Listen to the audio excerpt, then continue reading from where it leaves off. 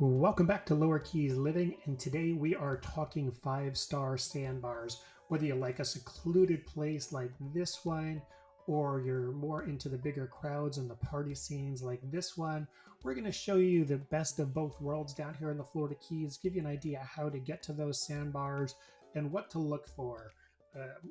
There's hundreds of sandbars out here, so plenty of opportunity to get out and explore. But if you're new to the Florida Keys, the sandbars I'm going to show you today are usually readily accessible. Even beginners could get to most of those, with one or two exceptions I'm going to show you. But give you the opportunity to get out and explore the sandbars. They're amazing places to visit, just beautiful spots. We prefer the nice secluded sandbars. We get up early, bring the whole family out. But if you're into the bigger party scenes, that's okay, because we've got something for you as well. As you can see, just in this 360-degree view, there's a bunch of sandbars just in this little area alone. You see, this is early morning, about 8 o'clock in the morning on this last Memorial Day. You can see there's nobody else out here this time of day. So we really enjoy it. And there are some restrictions out here where you can and can't go. Some of the places are protected for fish, the grass, and for migratory birds. And we'll go through those as well and give you an idea of where to find those restrictions. So sit back, enjoy, hope you find this information useful, and let us know what you think. All right, let's get right into this. This whole presentation takes about 20 minutes, but I'm going to take you to and show you how to get to, give you an idea what makes each of these 5-star sandbars so special. So let's just jump right into this. First of all, we're talking about the sandbars here in the lower keys, from Key West up to Big Pine Key. There are some nice sandbars up in the upper keys, but nothing compares to the sandbars we can find on the Gulf side. We're much more exposed to the Gulf of Mexico, got much heavier currents coming from the Atlantic through to the Gulf of Mexico, which really helps pile up sand along these outer islands. So on this one, I'm going to start from the east end of the chain, which is on this end, head down west end, and just give you an idea of how to get out there, what makes each of these so special, and why I rate each of these sandbars 5 stars. So first off, let's start off with one of the more popular ones. Most everybody's heard about them, but we're talking about the content keys. Nice thing about these, along with most of the other ones I'm presenting today, is the easy access. Your main slot is this content passage. You can get from Kemp Channel or the lower channels, or coming up from the open waters up between Marathon and Big Pine Key and dropping right in here. You do need to watch, this slot is fairly narrow. You don't want to come in and cut these corners. Come in, make your 90-degree turn, and come straight into this slot.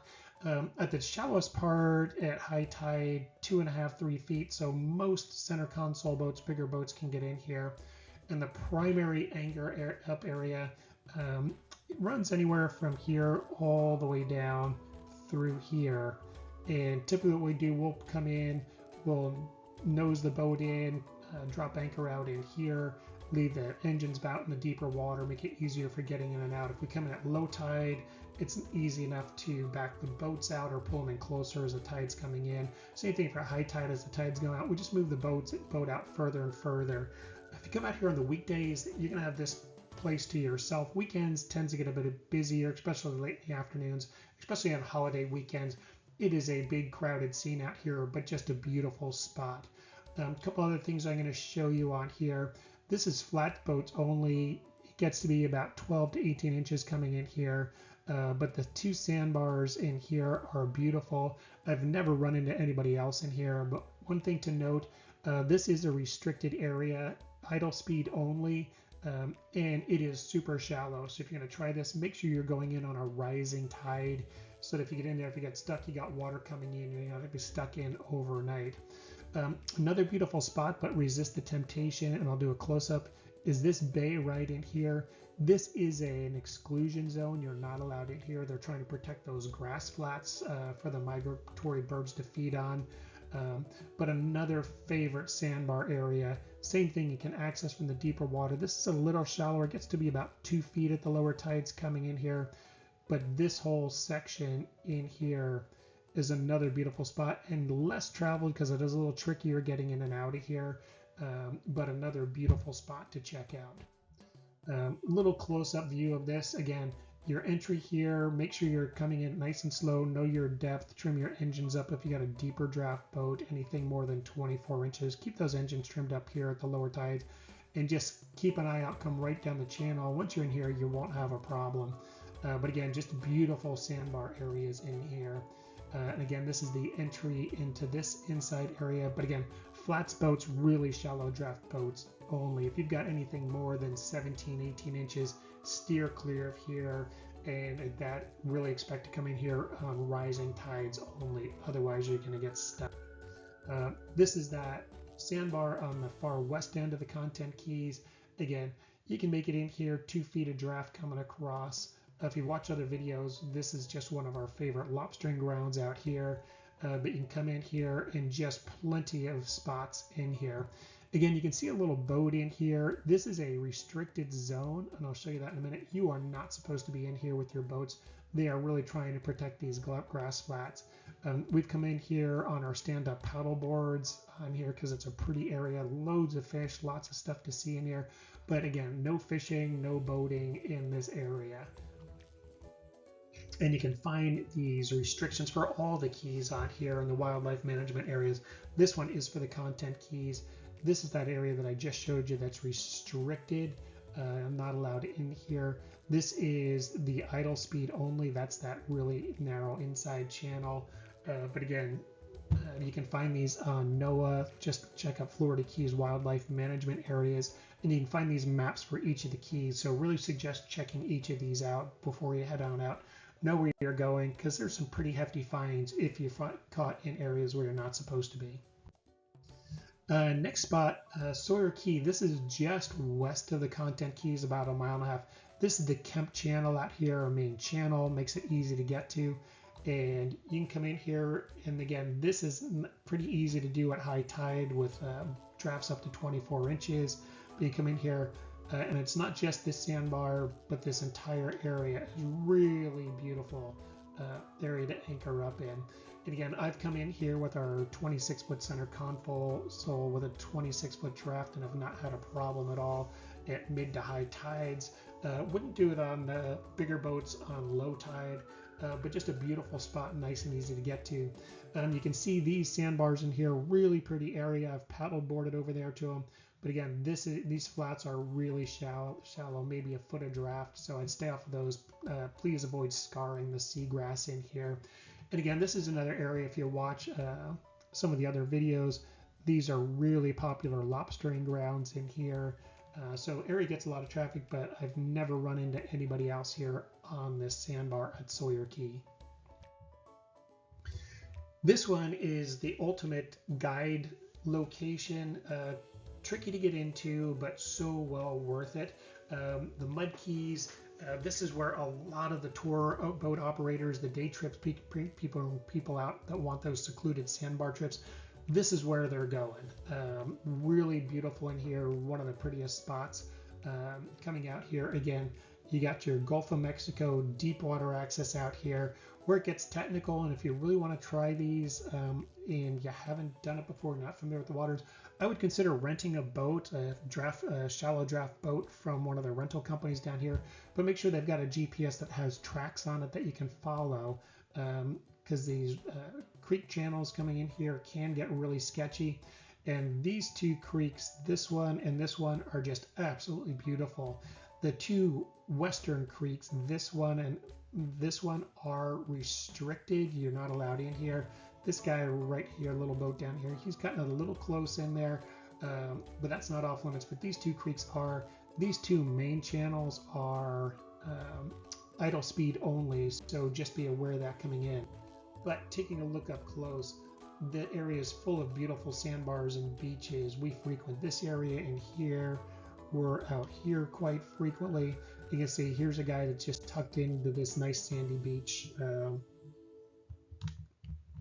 all on his own. And sorry, jump screens there. Again, this is the Mud Keys Wildlife Management Area. Those two Western Creek, this is facing north the Gulf of Mexico. These two creeks are off limits. Those are motor zones. And the two main creeks that you'd be in These are idle speed only. They're trying to protect the shoreline and the sandbars and the wildlife that's in there. So again, idle speed only. And again, 3 feet depth out here, but it does get a little tricky coming into both of these creeks. But once you're in there, you should be in pretty good shape. But again, recommend renting a boat that has GPS that's got some tracks on it that you can follow, and then just bring your portable GPS along, or if you've got Navionics or your GPS app on your phone, bring that along so you can record your tracks so you can duplicate those on your own boat. Next down, a little further down, but really nice, easy access. And this is a great one if you're a beginner on the sandbars, is Marvin Key. You can get coming up from Key West and in, Kemp Channel, and Place of Norson coming on. But this whole area, Marvin Key, beautiful sandbar area. And you can access it from nice, deep Gulf of Mexico waters. Looking it up a little close. Coming in here can get a little shallow, lower tides coming in, but this is a really popular spot on weekends. Starts filling it up by 10:30, 11 o'clock.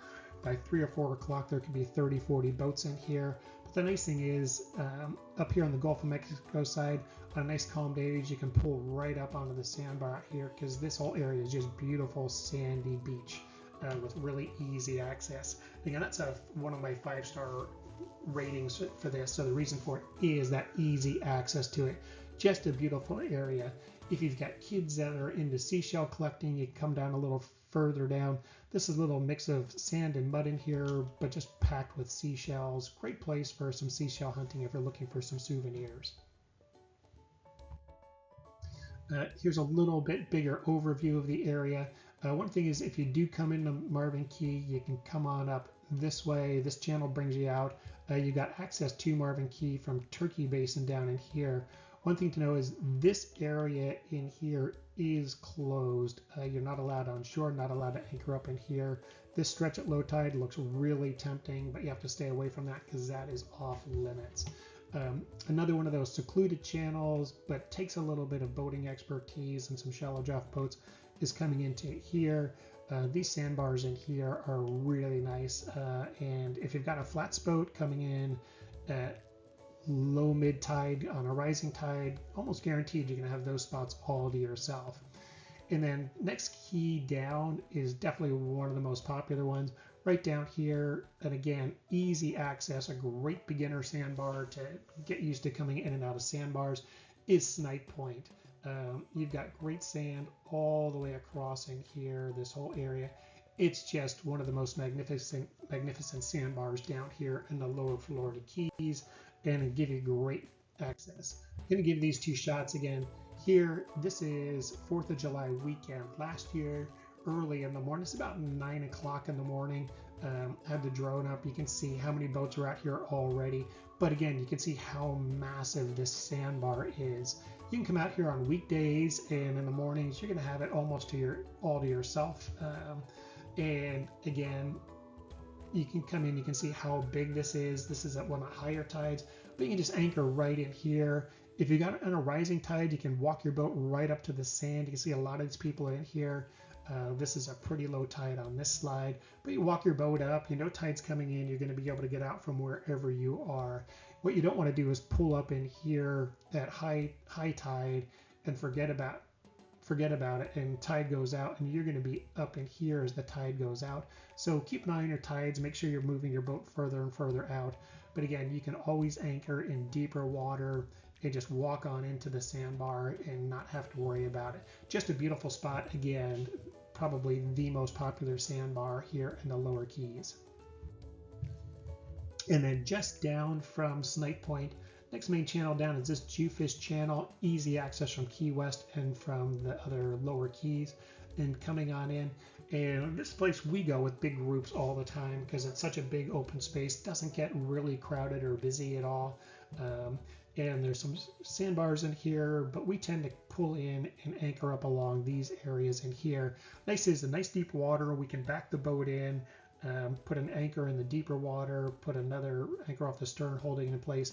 And this does get exposed a little bit in here at really low tides, but usually, 1.5 to 2 feet of water across this. but it's a beautiful sandy area, and we like it. We like bringing people out because there's a lot of rays that come up from the deeper water, and they come up on this shelf and they're feeding all day on the mollusks and the up here on the sandbar.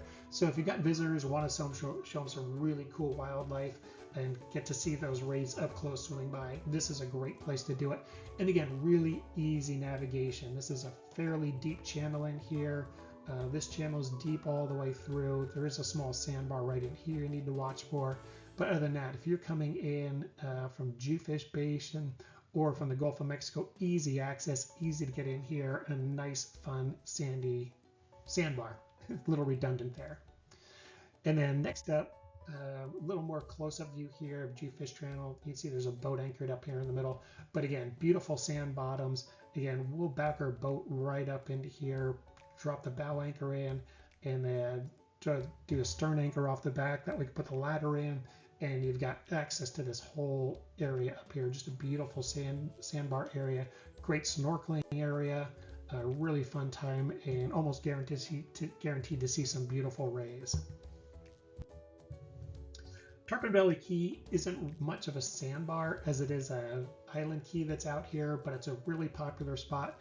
And I put on this because it's really easy to get to, and it is super protected from almost every wind direction. So even on really heavy north wind, any northeast, southeast winds, the southeast winds are a predominant wind, it is protected.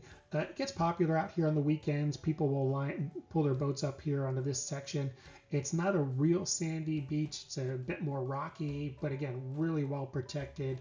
If you've got bigger boats, you can anchor out here like these guys are, and it's an easy walk into the beach. Just be careful you're not tearing up the seagrass in this area. If you anchor out too far, the current through Kemp Channel here does get really strong, so it may drag your boat. But just a beautiful spot. There's great swimming here in these two canals, and just you can walk all the way around. You can cross through. Just a really, really pretty area. Really popular for lunchtime dinner picnics out here. So definitely check out Tarpon Belly Key, especially when it's too windy to get out anyplace else. This is a really well protected key. I come out here frequently just if you're into fly fishing and bone fishing on those really windy days. This whole flat section up in here, because there's so much current flow through Kemp Channel, there's lots of bait always moving through. It's a really good area for bonefish.